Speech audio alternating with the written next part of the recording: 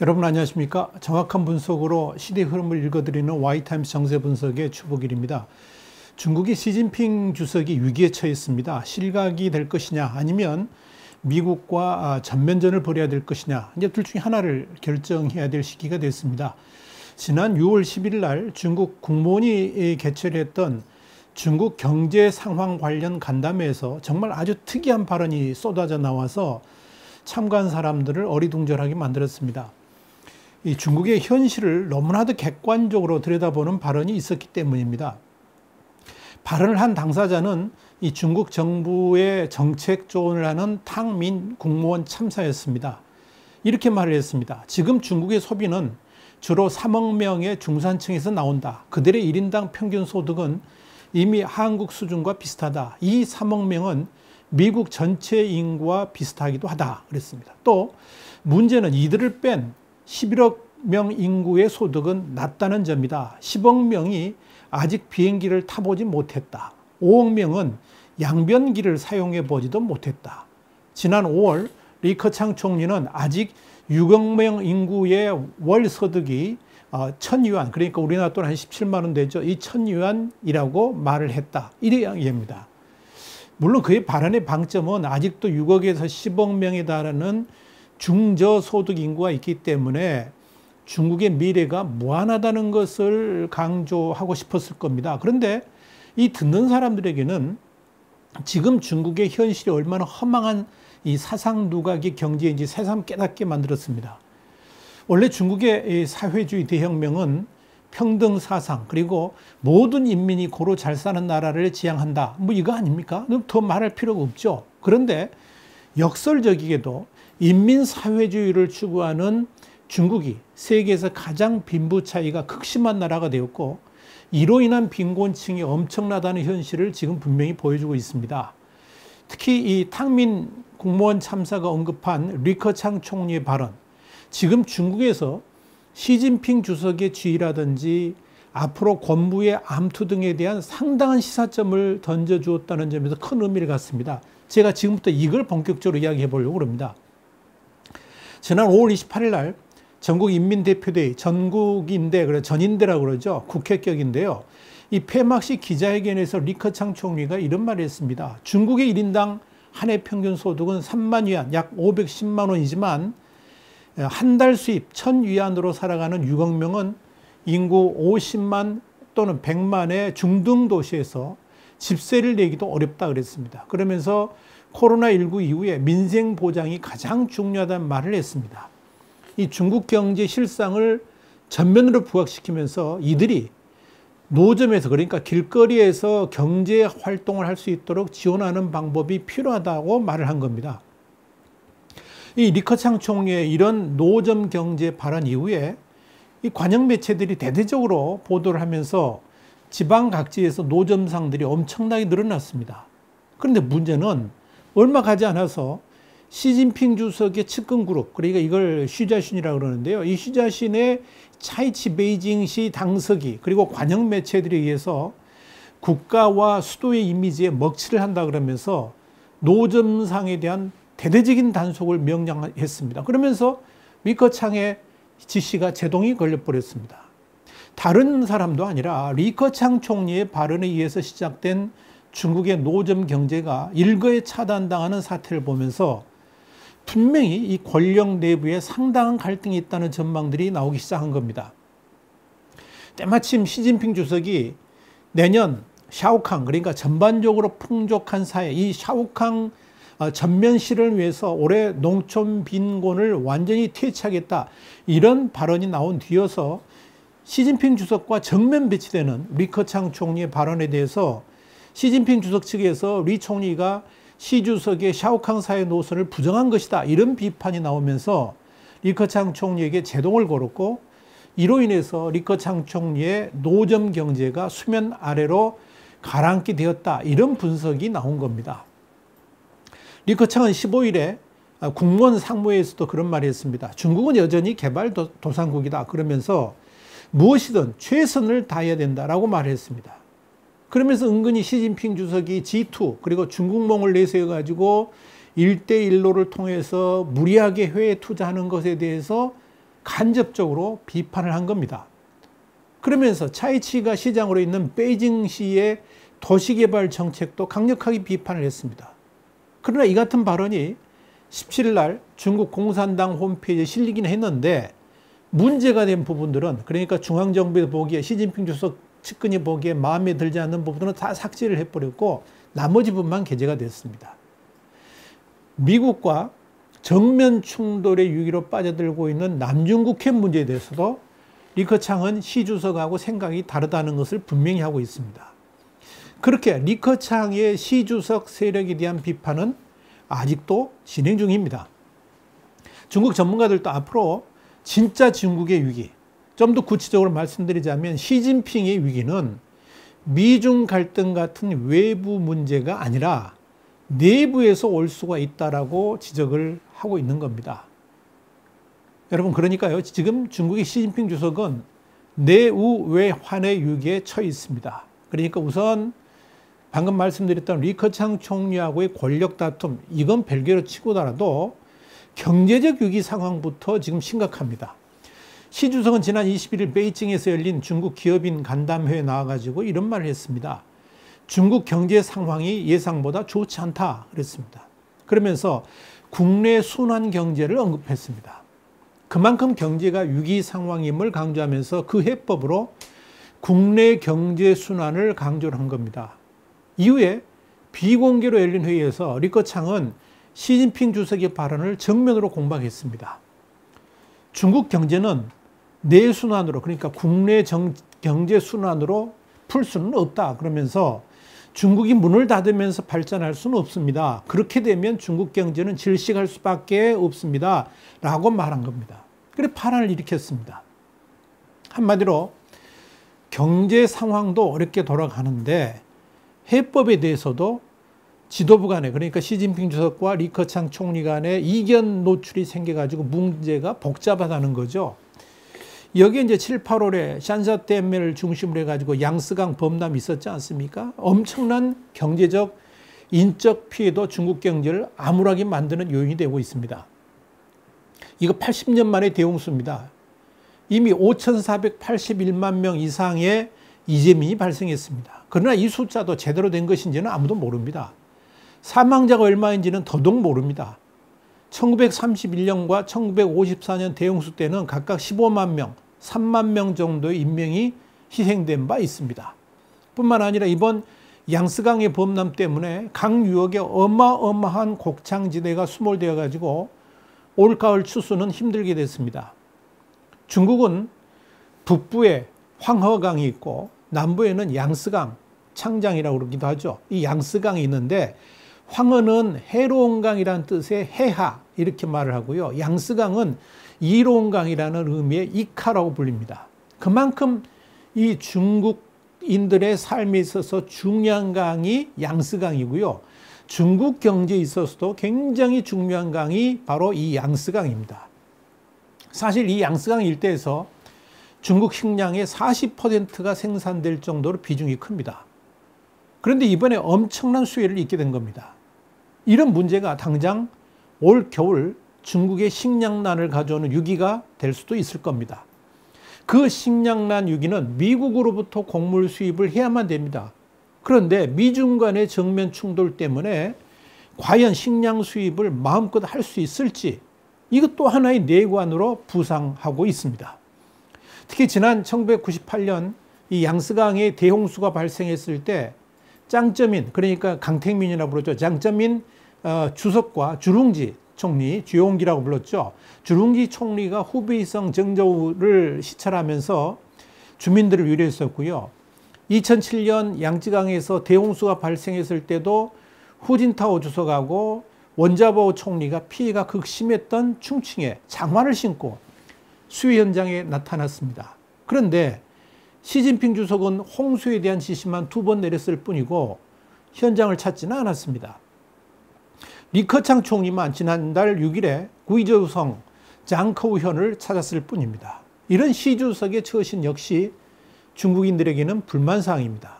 아마도 홍콩 문제라든지 미중 충돌 문제가 더 큰 현안이기 때문에 엄청난 수혜에도 불구하고 현장을 찾지 못하고 있는 것이 아닌가 보여집니다. 그리 안 해도 이 우한 코로나 사태로 인해 가지고 이미 한번 휘청거렸는데 이번에 또다시 대홍수 문제로 시진핑 리더십 자체가 흔들리고 있는 겁니다. 이러한 문제는 중국 경제에 그대로 나타나고 있습니다. 내수 경제 회복을 위해서 중앙정부가 진력을 다하고 있습니다만은 5월 제조 구매 관리자 지수 PMI라고 그러는데요. 이 구매 관리자 지수는 50.6%입니다. 전달인 4월보다 더 낮아졌습니다. 이렇게 되면 내수 진작을 위해서 재정 투입을 해야 되는데 이마저도 녹록치 않습니다. 왜냐하면 국가 부채가 이미 위험 수위에 도달했기 때문에 그렇습니다. 여기에 일자리 대란도 벌어지고 있습니다. 16살에서 24살의 그 청년 실업률 14% 선인데요. 전체 실업률의 2배입니다. 대학교를 졸업해도 취업을 못하는 청년들이 100만 명 이상 쏟아져 나오고 있습니다. 그래서 리커창 총리가 노점 경제로 실업자 수를 줄여보려고 한 건데 이마저도 정치 싸움 때문에 실현되지 못했습니다. 그러다 보니까 도시 실업률이 이미 심각한 수준을 넘어가지고 위기 상태에 이르렀습니다. 이런 사회경제적 위기에 미중 간의 패권 전쟁은 중국의 외교를 수렁으로 빠지게 만들고 있죠. 이 미중 간 충돌은 이제까지 볼 수 없었던 정면 충돌 양상입니다. 이미 우리 와이타임스가 자세히 분석을 해드렸죠. 바로 시진핑 주석이 무리하게 밀어붙인 홍콩 보안법 때문입니다. 이건 일국 양제를 약속했던 덩샤오핑, 등소평의 유지를 정면으로 거스른 겁니다. 홍콩이 중국에 반환된다고 했을 때 당시 홍콩 시민들은 중국 체제에 대한 두려움 때문에 불안감 때문에 이민을 희망하는 사람들이 쇄도했습니다. 그때 덩샤오핑은 이런 말을 했습니다. 앞으로 50년간 일국 양제가 유지될 것이니까 염려하지 말라 그랬습니다. 그럼에도 불구하고 홍콩 시민들이 50년 후 홍콩 미래에 대해서 우려를 하니까 덩샤오핑은 또 이렇게 말을 했습니다. 그렇게 50년이 지났을 때는 아마도 중국이 홍콩화되어 있을 거니까 전혀 우려할 것 없다라고 말을 했었습니다. 이건 중국이 홍콩 시민들에게도 약속한 것이지만 전 세계에 분명히 약속한 것이나 다름없습니다. 그런데 시진핑 주석이 이를 정면으로 뒤집은 겁니다.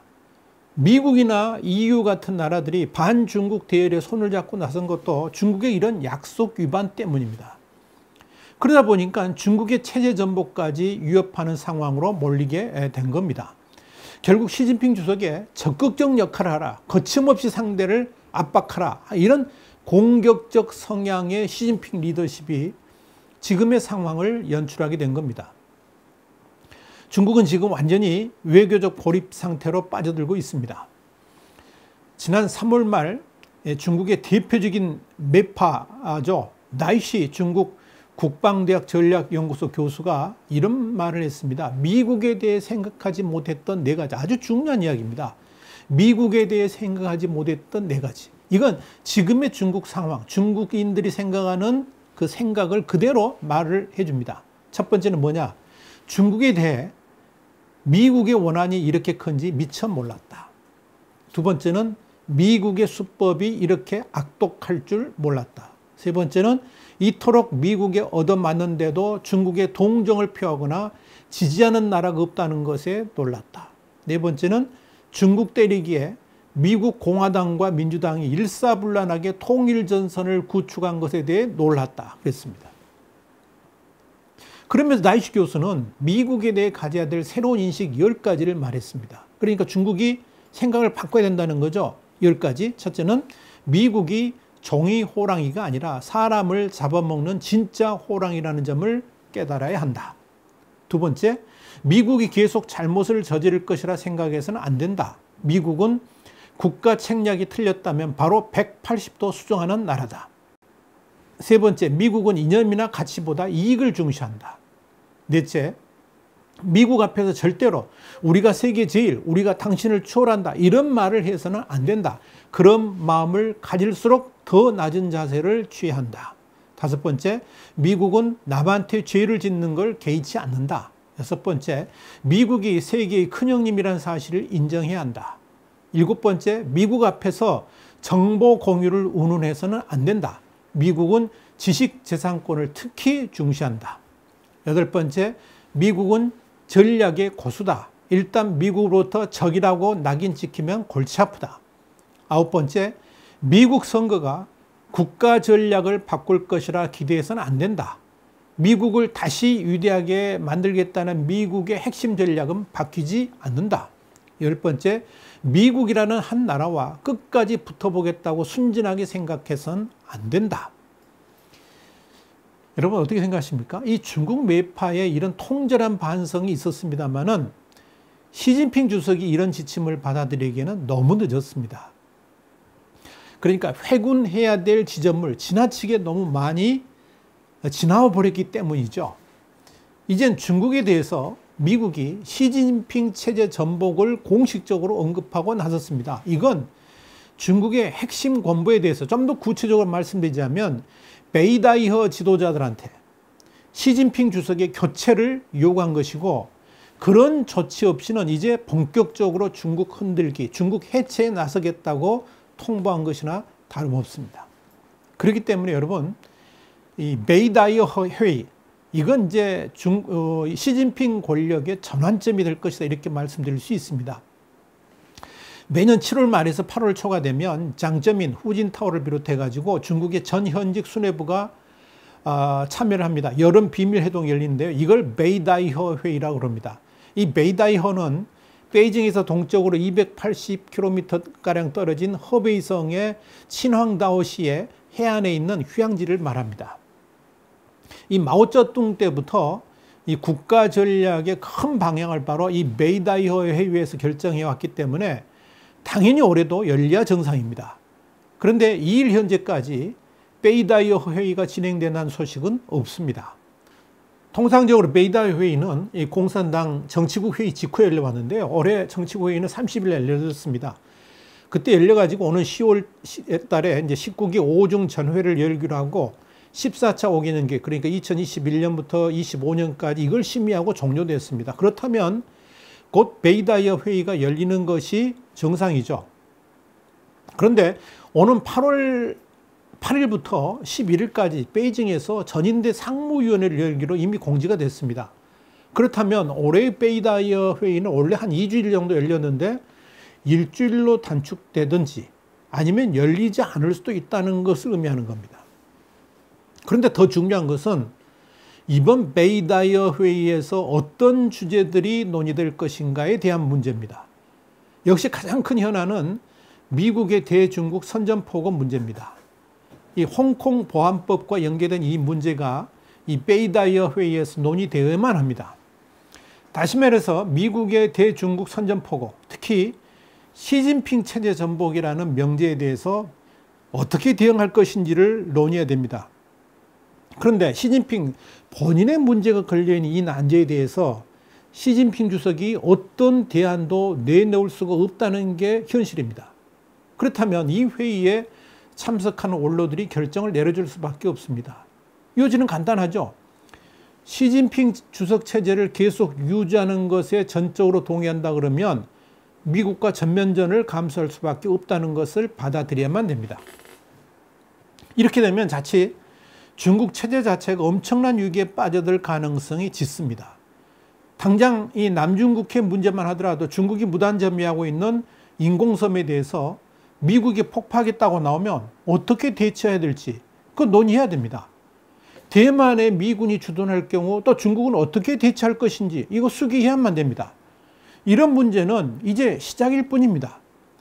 반면 시진핑 주석의 체제 교체, 그러니까 즉각적 실각을 결정할 수도 있고요. 아니면 2035년까지 사실상 연장하기로 되어 있는 임기를 아예 원래대로 2022년 정도로 단축하면서 미국의 성의를 보일 수 있을 겁니다. 그런데 즉각 사임이 아니고 당분간의 체제 연장에 대해서 미국이 이를 용인해 줄지 그냥 수용해 줄지 이건 별개의 문제입니다.